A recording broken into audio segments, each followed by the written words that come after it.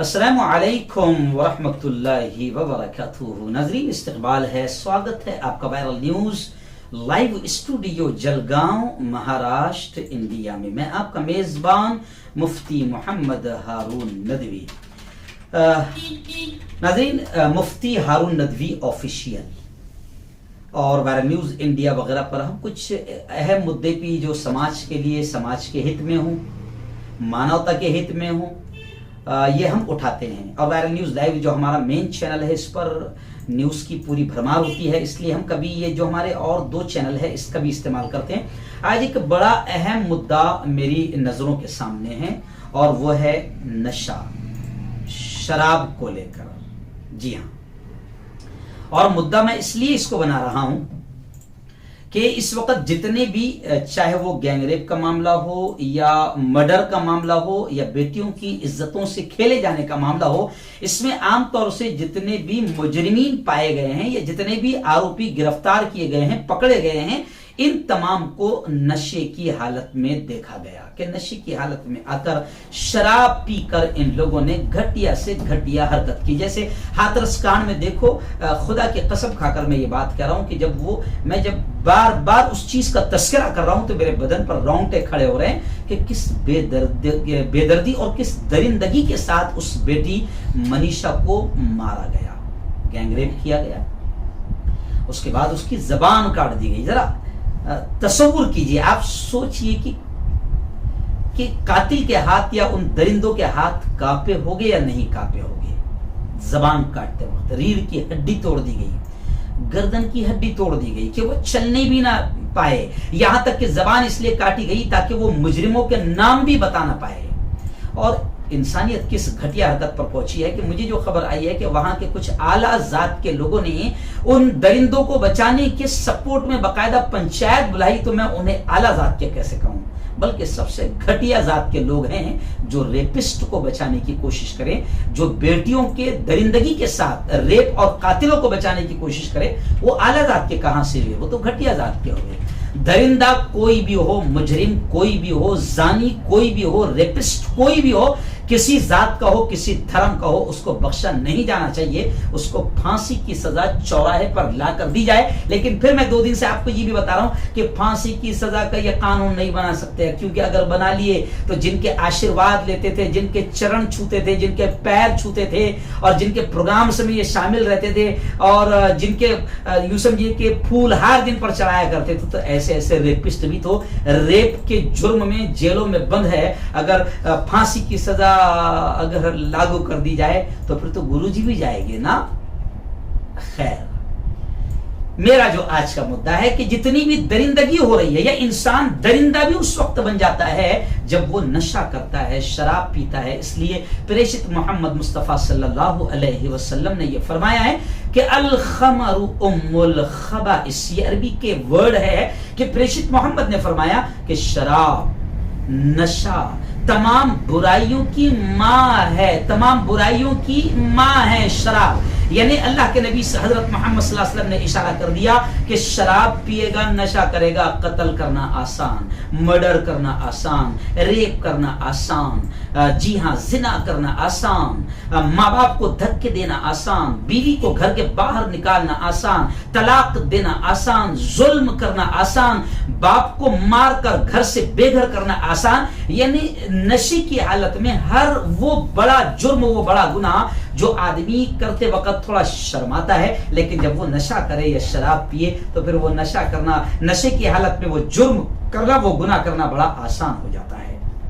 और मैं समझता हूं कि अभी नशे की हालत में इस प्यारे मुल्क ही नहीं, पूरी दुनिया में बड़े बड़े जुर्म नशे की हालत में हो रहे हैं, शराब की हालत में हो रहे हैं। इसलिए आज मैं भारत की हुकूमत से भी और पूरी दुनिया की हुकूमतों से अपील करता हूं कि अगर आपको अमन और सुकून, शांति को अगर लाना है और ये तमाम जो जुर्म, ये क्राइम जो हो रहे हैं, इससे अपने अपने मुल्क को, अपने इलाकों को बचाना है, तो सबसे पहले बैन, पाबंदी लाओ नशा पर, शराब पर और नशे की हर किस्म के कारोबार पर पाबंदी लाओ। मगर क्या करें, अफसोस तो ये होता है कि लॉकडाउन में भी अगर सबसे पहले हुकूमत ने, हमारी प्यारी प्यारी हुकूमत ने अगर किसी का ख्याल किया तो सबसे पहले बेवड़ों का ख्याल किया। स्कूल नहीं खुले, कॉलेज नहीं खुली, मंदिर नहीं खुले, मस्जिद नहीं खुली, सबसे पहले खोले गए शराब खाने, क्योंकि बेवड़े जितने काम के हैं, बेवड़े जितना नफा पहुंचाते हैं, बेवड़ों से जितना मिलता है हुकूमत को उतना स्कूल और कॉलेज से नहीं मिलता है,